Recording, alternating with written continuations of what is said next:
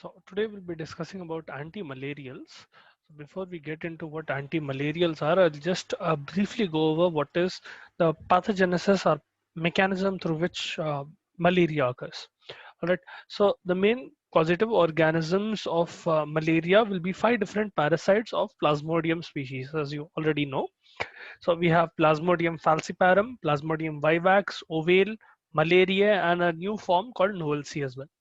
Right. So currently there are five known forms of parasites that will cause malaria, especially falciparum that causes a very severe type of malaria. It is also called malignant tertian fever. All right. Vivax causes a benign tertian fever. Okay. Slightly a different kind of fever.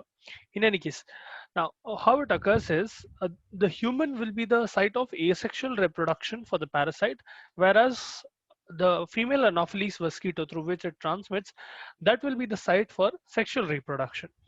Now, the difference between asexual and sexual reproduction is gametes will form zygote and form embryo, ookinete and oocyte into the what do you call sexual phase wherein it occurs in the mosquito, but in humans the reproduction will happen with means of merozoites. So initially schizons are formed, then merozoites are formed, and so on and so forth. I'll tell you how it goes. So let's suppose there is a mosquito that is biting a person, and um, the stage of the virus or the stage of the parasite that enters into the human will be called sporozoite. Okay, so let's suppose these are sporozoites. All right. So these are sporozoites. Now these sporozoites, they will roam around in your body. They will enter systemic circulation and they will roam around in your body for a little bit of time, eventually entering your hepatocytes into your liver. Okay. So this fellow has entered into your hepatocyte now, these sporozoites. Now, once they have entered hepatocytes, they can do two things. One thing it will do is it will continue reproduction. Okay. The another thing it can do in some special species, so in species of Plasmodium vivax, ovale, and falciparum, they are able to form a special vertical special form of the bacteria called hypnozoite.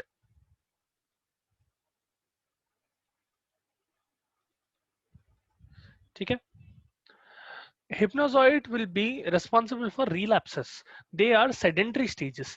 It is literally when a sporozoite is entering a hepatocyte and sleeping away. It is going into hibernation. Okay. Once, let's suppose the vertical parasite is feeling that it is not ideal conditions for the parasite to proliferate, it will just hibernate for a long period of time. And after a while, once it gets reactivated, this hypnozoite will make schizons and it will be able to make merozoites and continue the cycle. Okay, so this hypnozoite is responsible for relapse. We'll discuss about that as well.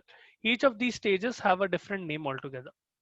Okay, so for now we have a mosquito that is biting female Anopheles mosquito, which is transmitting the parasite into the human. The transmitting stage will be sporozoite, which enters your hepatocyte. Hepatocyte, inside the hepatocyte, two different fates will occur. One is it can become hypnozoite where it will hibernate. Another stage is schizon. Okay. Now this schizon will use the hepatocyte as a site of replication, and it will keep on dividing, and at one point of time it will break out of the hepatocyte. Okay, I'm only briefly going over the pathophysiology. I'm not going into too deeply, just so that you understand a few basics of this. So it will keep dividing in the hepatocyte, and at one point of time it will form something called merozoite. Now these are called primary merozoites because you'll have another type of merozoite occurring eventually. These merozoites will burst out of the hepatocyte. So whichever hepatocyte they are dividing in or multiplying into, they will fill up the whole hepatocyte and they will rupture the hepatocyte. Now these new merozoites that have been formed, they will eventually, they can do two things. Okay, one thing they'll do is they will enter new hepatocytes and continue the cycle, wherein new merozoites are again entering into the hepatocyte and again forming new merozoites. That is one fate it can do. Another fate that occurs is it will enter blood. Specifically, it will enter RBC. Okay. One thing it can do is it can re-enter new hepatocytes so that it can continue replication, making new primary merozoites, or it can enter RBC blood and eventually entering RBC to form erythrocytic stage. Now inside erythrocytic stage, this merozoite will become a ring stage. Okay, you will have a structure called trophozoite, and that trophozoite will basically initially will be, there'll be a ring stage, then trophozoite stage, then it'll again become secondary schizons. Those secondary schizons, so it'll undergo several reactions and it'll make secondary merozoites. Okay, so I'll repeat once again, the primary merozoites, some of them will enter blood, some of them will enter into new hepatocytes to continue the formation of primary merozoite. Those who enter RBC, they will undergo maturation in a different way. They will form different stages inside the RBC, wherein they'll eventually form secondary merozoites. Now, in between these stages, especially at ring stage, another change can occur. Some primary merozoites, instead of continuing to form trophozoites, so from ring stage, you have trophozoite stage, trophozoite to secondary schizon stage, secondary schizon to secondary merozoite stage. Now, at ring stage, some of those primary merozoites, they will enter to form trophozoite. Some others will become gametes. Okay, they will turn into male and female gametocytes. Okay, so thode merozoites, they are, once they enter RBC, some of them are becoming gametocytes, some of them are becoming trophozoites. They are continuing this RBC erythrocytic cycle. Okay, now these secondary merozoites will keep on continuing the cycle. So once they are ruptured, whenever secondary merozoites are ruptured, or whenever secondary merozoites, how should I put it, they can finish their multiplication cycle and they want to come out of the RBC, they will eventually rupture the RBC and come out. That is when you start seeing symptoms of malaria. Okay, this will be the clinical phase. Okay, यहाँ पर you will have fever, you will have anemia, you will have the effects of malaria kick in.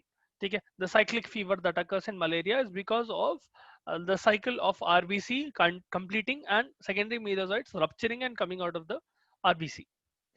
These gametocytes, on the other hand, the primary and secondary gametocytes, they will enter your blood and they will stay like that till a new Anopheles mosquito comes and bites you. Okay, a new Anopheles mosquito which does not have plasmodium in it yet. Okay, whenever that new mosquito is coming and biting you, these gametocytes will enter into that new mosquito, where they will complete their sexual cycle. So that gametocytes, male and female gametocytes, will enter the mosquito, the stomach of the mosquito. They will fuse to form a zygote. That zygote will become an ookinete. Ookinete becomes an oocyte, and oocyte becomes a sporozoite. Okay, that sporozoite will be responsible for. So we have a gametocyte. Gametocyte is becoming a ookinete. I'll just write OK for here. Ookinete is becoming a oocyte. So I'll just write OC for here. Okay, oocyte will become a sporozoite. This sporozoite can enter back into the human. That is the cycle of malaria. Okay, I hope you understood this. I'll repeat once again from the RBC stage what is happening.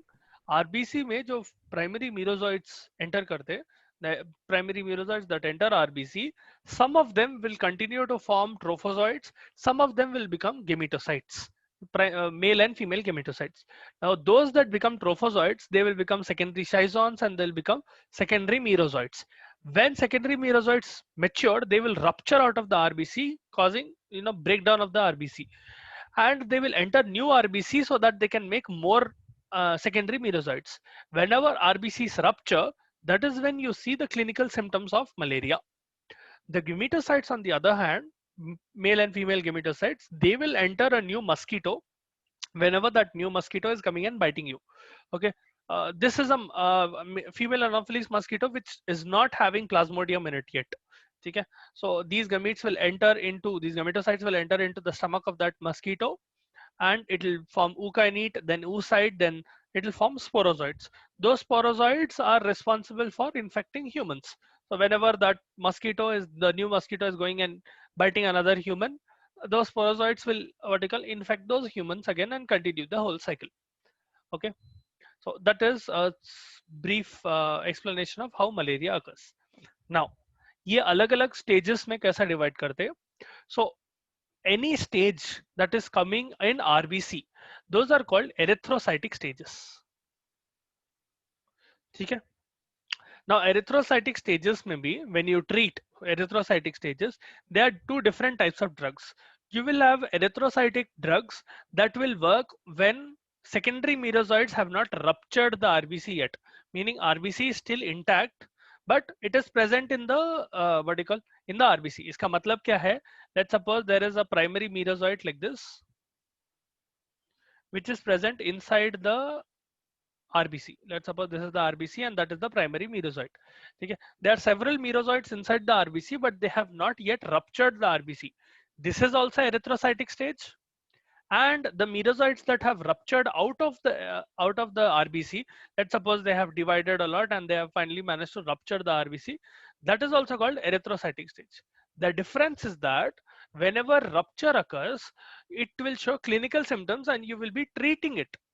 Whenever you have a merozoite that is inside the RBC and it has not shown any clinical symptoms. See, only when RBC ruptures, that is when you see clinical symptoms, fever, malaria, fever, jaundice, anemia, all of that will occur. वो पूरा जब होता जब RBC rupture होते, उससे पहले clinical symptoms नहीं दिखते. So before you see clinical symptoms, the treatment will be, it will not exactly be treatment, it will be prophylactic treatment. Okay, it will not be clinical treatment, it will be prophylactic treatment. तो ये अलग profile access में आता, ये भी profile access में आता, clinical profile access बोलते हैं उसको. ठीक है, your classification of anti malarial will be based on this. Alright, you have five different classes technically. You will have causal prophylactics, you will have erythrocytic prophylactics, you will have suppressive prophylactics. So पूरे रहते. Okay, these hypnozoids, now these are responsible for relapse, so they are called what do you call, इन लोगों को आप क्या बोलते हैं, एक्सोएरिथ्रोसाइटिक stage बोलते हैं. ठीक है, and the sporozoites, they are called pre-erythrocytic stage. Technically speaking, both of them are pre-erythrocytic because they have not entered blood yet. They are still in, they are not entered RBC specifically. They are still in the hepatocyte. But just so that we can differentiate between hypnozoite and normal sporozoite, hypnozoite is the hibernating stage that will cause relapse, whereas sporozoite is the stage that can cause formation of both hypnozoite and it can form schizons. Sporozoite stage को आप pre-erythrocytic stage बोलते हैं, and hypnozoite stage को you call exoerythrocytic stage. These are called erythrocytic stages. Now treatment, ठीक है, I hope you understood that. Now treatment or prophylaxis दो वे में कर सकते. So there is cure of malaria, then there is prophylaxis of malaria. अब cure of malaria में you can have clinical cure. This is given when clinical symptoms are exhibited. अब clinical symptoms exhibit हो रहे मतलब there is obviously erythrocytic stage. So here you are trying to treat erythrocytic stage where RBC has ruptured. ठीक है, once RBC is ruptured, that is when you see clinical symptoms. Hence you are trying to treat the clinical symptoms. That will come under clinical cure, or it can be a radical cure. Those drugs are called radical curatives. Radical cure will treat exoerythrocytic stage. So they will treat hypnozoites, they will kill hypnozoites. Okay, they will prevent relapse from occurring. That is the use of radical curatives. Now prophylactics again will be two types. Prophylactics, you can have suppressive prophylactics.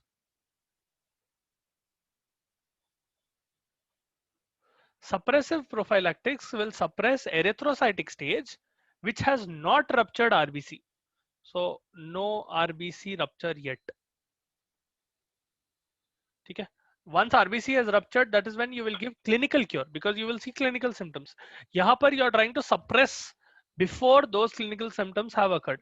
You're treating the same stage, erythrocytic stage he treat कर रहे हैं आप, but it is just that there is a difference. Here in clinical stage, you are trying to kill secondary merozoites which have ruptured out of the RBC. Here you might be treating trophozoite stage or you might be treating ring stage. Any erythrocytic stage को जो treat कर रहे हैं उसको suppressive prophylaxis बोलते हैं. Then you can have causal prophylaxis. Just write it here. Causal prophylaxis में you are trying to treat pre-erythrocytic stage. So sporozoites, so that you can stop the whole process altogether. Okay. So your treatment can be divided into four. There's another one called gametocide that will stop transmission. Gametocidals बोलते हैं लोगों को. They will kill gametocytes. Okay, gametocidal drugs. They will stop transmission of malaria from one patient to the other. So these five stages are there. You can have gametocidal stage. You can have cure, two different types of cure, which is clinical cure and radical cure. Clinical cure will be given when clinical symptoms have appeared. So erythrocytic stage is treated. Radical cure is when you are trying to treat hypnozoids. Okay, stopping relapse. Prophylaxis, this is prophylaxis, P by O, okay. Prophylaxis can be either suppressive, where you are again trying to kill erythrocytes, but those erythrocytic stages which have not yet caused rupture of the RBC, meaning clinical symptoms have not seen. Clinical symptoms are not seen in the patient. That is why usko prophylaxis में डाले, ठीक है? Or causal prophylaxis, where you give drugs against pre-erythrocytic stage, okay, against sporozoites. Sporozoites are called pre-erythrocytic stage. Okay, I hope you understood this. Now we'll get into individual categories.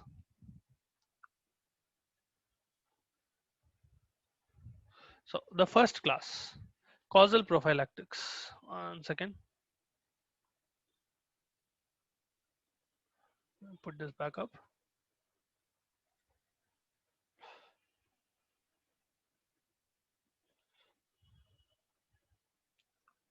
Okay. Causal prophylactics may you will have primaquine, proguanil. Proguanil in some textbooks will also be written as chloroguanide. Okay. Both are the same drug. And you have pyrimethamine. All right. Now, first of all, we'll talk about primaquine. Primaquine जो है, this drug is effective against all forms except blood forms. Okay, this is being given for causal prophylaxis. का मतलब ये है, you are specifically trying to kill sporozoites. Okay, causal prophylactics are those drugs that are given for what do you call this thing, आपके sporozoites को kill करने के लिए use करते. Now, as such, this drug will destroy the parasite in livers, okay, and it will prevent RBC invasion. So, if we talk about primaquine, right, mechanism of action of primaquine is unclear, so we'll not go there. What we do know is that this drug destroys parasite in liver cells and prevents entry into RBC, okay, or prevents RBC invasion specifically by these.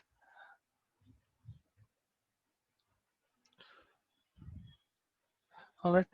Another thing is that it has the ability to destroy hypnozoites, so it can kill exoerythrocytic forms. All right. It is able to kill exoerythrocytic forms. All right. So hypnozoites, which are present in the liver, which are causing relapse. So this can also be used as a radical curative. It can also be used as a causal prophylactic. All right, especially relapse that occurs through Plasmodium vivax and ovale, that is stopped by this drug. Normally, the side effects associated with primaquine, adverse effects, because mechanism of action is not known, I'm not going there. Adverse effects include abdominal pain, GI upset. Okay, the patient will have weakness, uneasiness in the chest. All of this can be avoided if you give it with meals. Okay, खाने के साथ अगर दिए, so it can be avoided. Now, other than this, there are some very important side effects of primaquine as well. Those side effects will be particularly important in case the patient is G6PD deficient. So G6PD deficiency is a type of mutation. Okay, some people, they have glucose 6-phosphate dehydrogenase deficiency. Now that enzyme, if it is not present, as such, the patient generally will have anemia or some sort of blood disorder.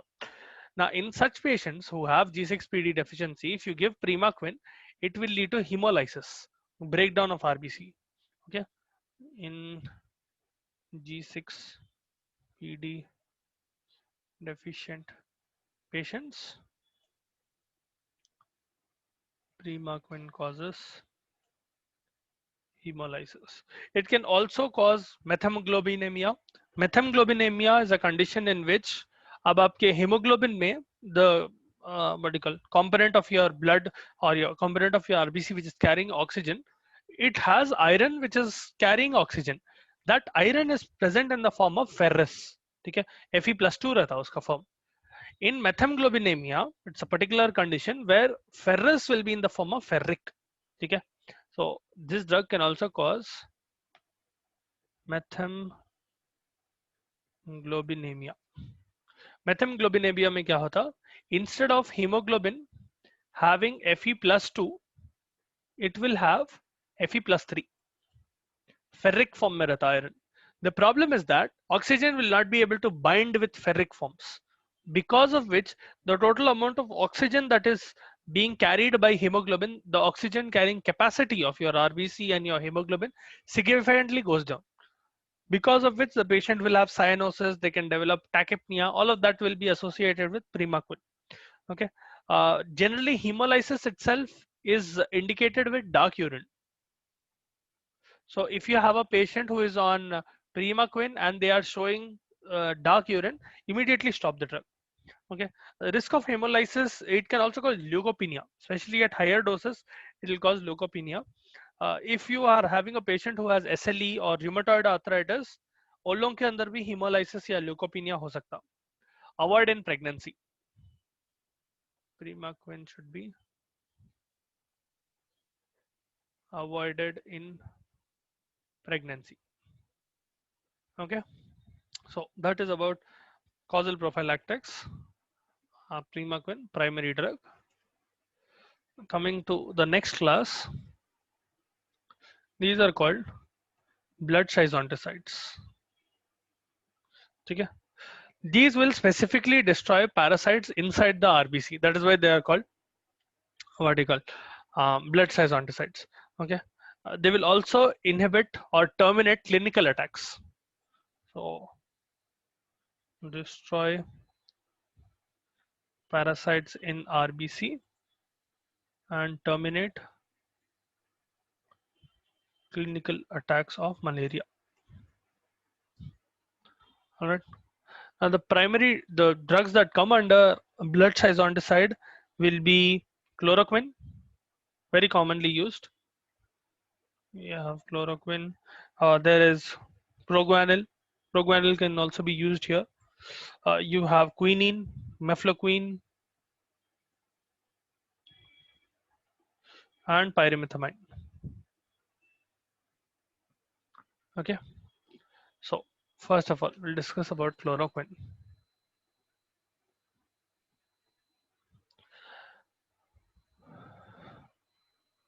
Sound is breaking because of network problem. Huh? Okay. Try to get reconnected. Try to reconnect your device once, or try to get out of the meeting. I'll let you in again.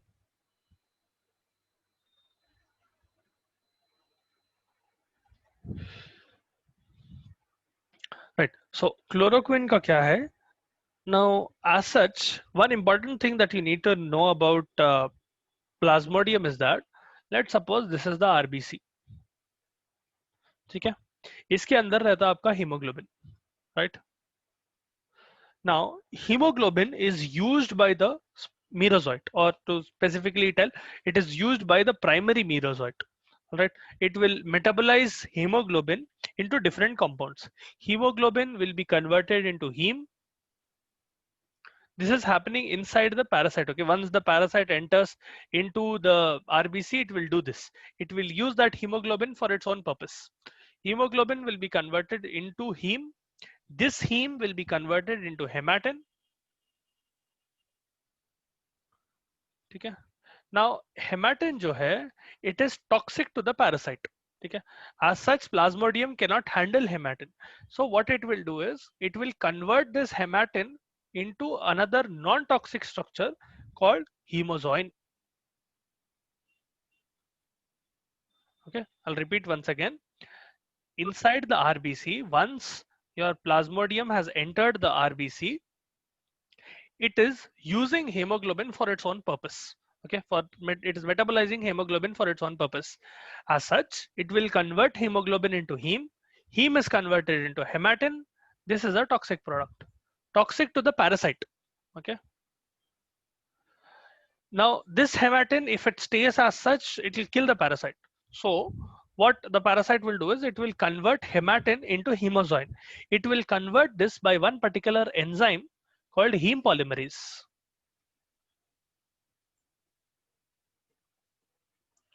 All right. I hope you understood the mechanism. अब आपका chloroquine क्या करता? This is non-toxic, okay?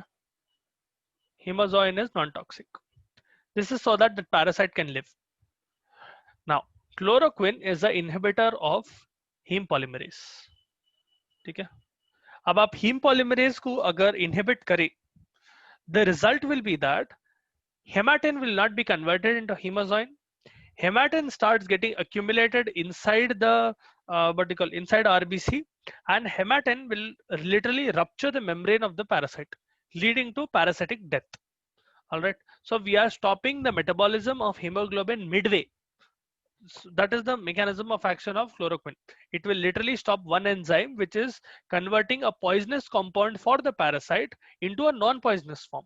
The result will be that this poisonous compound will start getting accumulated inside the RBC, and the parasite will die because its membrane is getting ruptured. Okay, the effect is so profound that you will see a control in clinical attacks of malaria within 1 or 2 days when you're giving chloroquine. All right. And chloroquine is relatively safe in pregnancy as well, so you can give it in pregnant ladies who are suffering from malaria. All right, I hope you understood the mechanism of action. If you have doubts, please let me know, or else we'll move forward.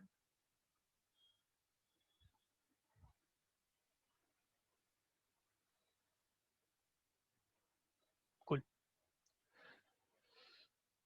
Now iska side effects kya hai? One very common and very profound side effect that you have with chloroquine is nausea. Nausea and vomiting are very, very severe. Okay, ADR is causes nausea and vomiting. For this reason, you'll have to give an antiemetic half an hour before giving chloroquine.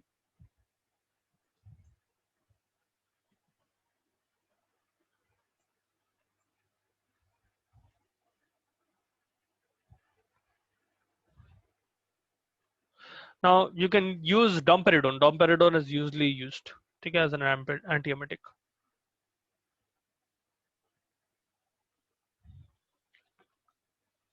Safe combo. Now, other than this, it can also cause visual disturbances. Now, chloroquine kya karta? Its residue starts getting accumulated in retina. All right, chloroquine, chloroquine accumulates in retina, which if you are giving chloroquine for a long period of time, what happens is it will start causing visual disturbances. Okay, so if you are having a patient who is having visual disturbances when on chloroquine, stop the drug. It can also cause itching, it will cause insomnia, it will cause headache. Okay, if you continue giving chloroquine for a long period of time, it will lead to irreversible retinopathy. Okay, so if this continues for a long period of time,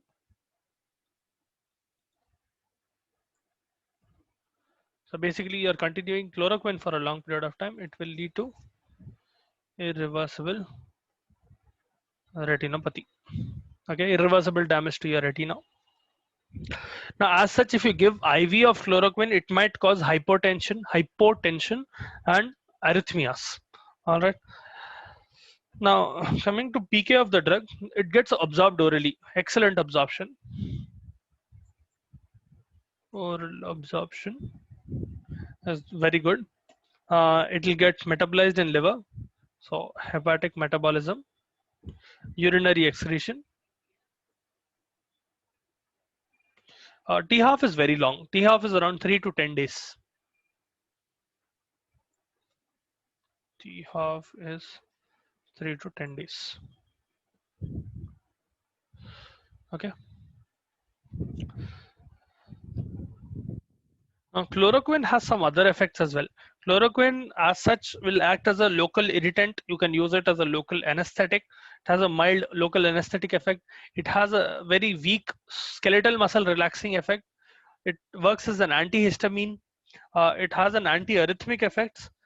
Hence, when you give IV, you'll have anti-arrhythmic arrhythmias occurring. Okay? Anti-arrhythmics itself can cause arrhythmia. It will disrupt QT interval and all.